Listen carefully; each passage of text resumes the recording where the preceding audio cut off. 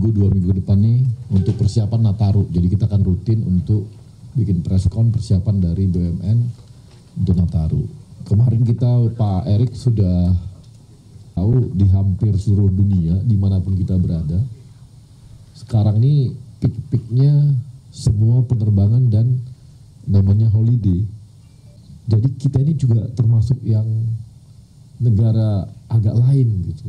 Berhasil justru menurunkan harga tiket menjadi 10% itu di bawah Injurni juga menurunkan 16 flight ya 316 flight, sedangkan Citylink di 210 flight. Jadi total kita mengajukan sebanyak 526 flight. Jadi ada penambahan flight di rute-rute unggulan.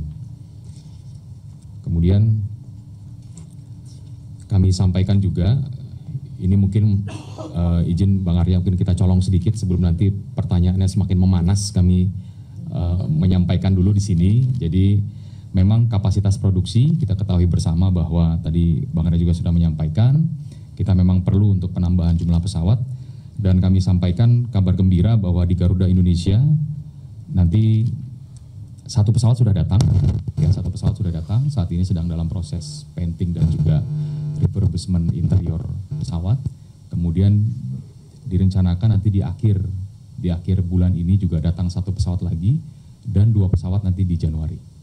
Ya itu yang sudah pasti, dan kemudian sudah ada tanggal delivery date-nya, dan target kami nanti di tahun 2025 kita akan menambah pesawat lagi 15 sampai 20 pesawat lagi. Ya tentunya ini membutuhkan kerjasama, komunikasi dan koordinasi dengan kementerian-kementerian terkait, dan kalau memang sudah ada jadwal kedatangannya dan juga apabila ada acara seremoninya pasti akan kami undang rekan-rekan media. Mungkin itu yang dapat kami sampaikan, Bang Arya. Terima kasih. Baik teman-teman. Kan tadi udah lihat ya, keren banget ya bandaranya. Nanti jangan nginap di bandara ya.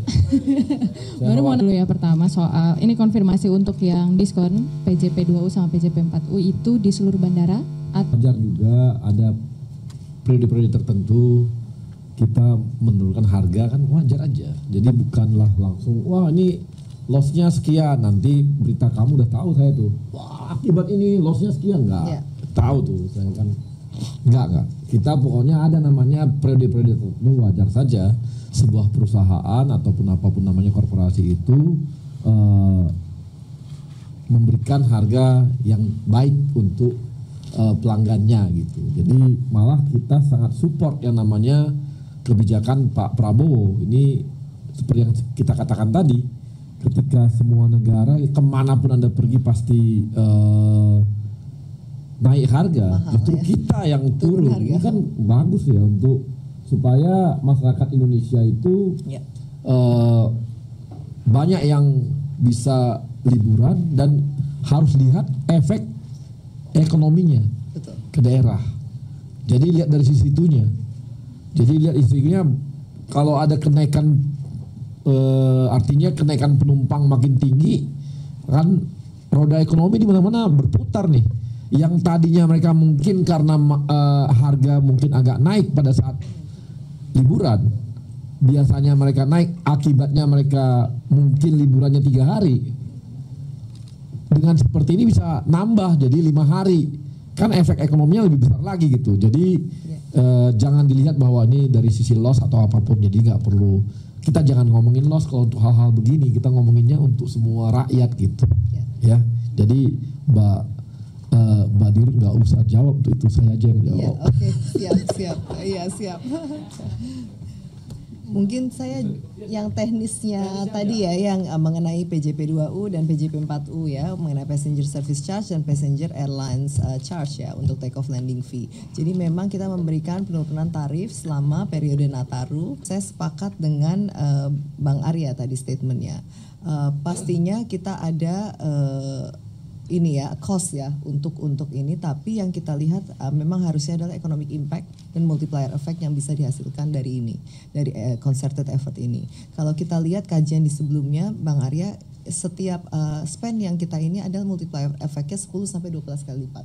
Jadi apapun itu pasti multiplier efeknya untuk masyarakat itu minimum 10 sampai 12 kali lipat dengan ada peningkatan traffic dan multiplier effect di berbagai destinasi. Jadi ini kita melihat positifnya bahwa memang apa yang kita bisa kontribusikan untuk masyarakat ini jauh lebih besar. Lalu untuk pengoperasian bandara sendiri kita melakukan 24 jam di seluruh bandara. Jadi kita menambah personil yang tadi saya sampaikan semua, kita akan berikan datanya ini untuk seluruh bandara sebagai komitmen kami untuk layanan yang lebih baik di saat peak traffic Nataru. Ya. Tidak ada tanpa fee tambahan. Penurunan tarifnya ya. Di semua bandara, betul, di semua bandara ekonomi ya, kelas ekonomi. Kelas ekonomi, betul. Penerbangan domestik. Domestik tidak, domestik ekonomi selama periode Nataru itu di penurunan tarif. Ya, ya baggage claim ini termasuk dari salah satu transformasi proses. Jadi mohon agak siang ini agak bersabar sedikit. Saya komitmennya mungkin tidak bisa 15 Desember, tapi di Maret kita harapkan sudah ini terrealisasi karena ini memang again ini stakeholder di bandara dan semua pihak ini sangat banyak ya, sehingga kita harus memanage ini semua di belakang layar di mana kita ada Kementerian BUMN, imigrasi, bea cukai dan keperhubungan dan ini adalah untuk first bag, last bag, komitmen kami adalah 20 sampai 40 menit ke depannya. Dan ini kami sedang melakukan effort yang sangat luar biasa di IAS, salah satu anak perusahaan kami, Engineering Aviation Service, untuk mengganti majority of equipment untuk membuat ini semua lebih cepat.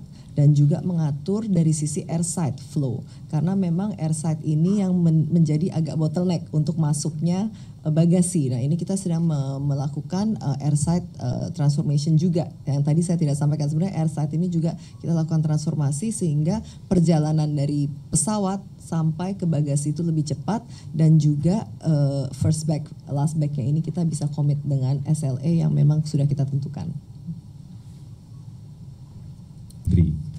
Baik, jadi kalau Garuda kontribusi tiket harga mahal, kayaknya dari dulu harganya Garuda tuh segitu-segitu aja loh. Karena ini kan tiket batas, tarif batas atas ini kan dari 2019. Jadi dari dulu harganya udah segitu aja. Jadi tidak ada masa di mana Garuda harganya sangat rendah sekali, terus sekarang dalam 2 tahun tiba-tiba jadi tinggi sekali, tidak.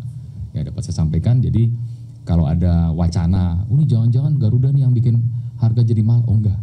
Garuda dari dulu posisinya di situ, Citylink dari dulu ya posisinya terus di situ. Justru tidak ada perubahan tarif batas atas ini ya kami mengerti karena ini akan semakin memberatkan masyarakat tentunya kan. Itu. Nah kemudian tadi pertanyaan yang berikutnya, mudah-mudahan ini tidak ditanya lagi ya masalah pesawat dana dari mana. Jadi saya sampaikan, mungkin Mbak Findri juga bisa melihat sibuknya saya engage dengan beberapa dari vendor, dari Airbus, dari Boeing, dari beberapa lessor ya. Artinya kita membuka luas-luasnya komunikasi bahkan dengan beberapa airline besar ya untuk menambah pesawat tadi, dan tentunya kalau kita bicara angka masih sangat jauh sekali Mbak. Masih sangat jauh sekali. Berapa nanti satu pesawatnya itu masih sangat jauh sekali. Sehingga untuk pertanyaan berapa dana yang dibutuhkan, itu masih sangat jauh. Tapi nanti kalau sudah ada angkanya akan kita sampaikan. Ya. Oke. Terima kasih. Oh, sumber dananya ya tentunya akan kita komunikasikan nanti dengan Kementerian BUMN, dengan Kementerian Perhubungan, akan kita komunikasi lebih lanjut. Tetapi kita juga punya operational cash. Nah, jadi ada gambaran Mbak ya, bukan semuanya kita akan minta gitu, enggak. Ya, tentunya akan kita kolaborasikan, kita koordinasikan dengan seluruh kementerian terkait.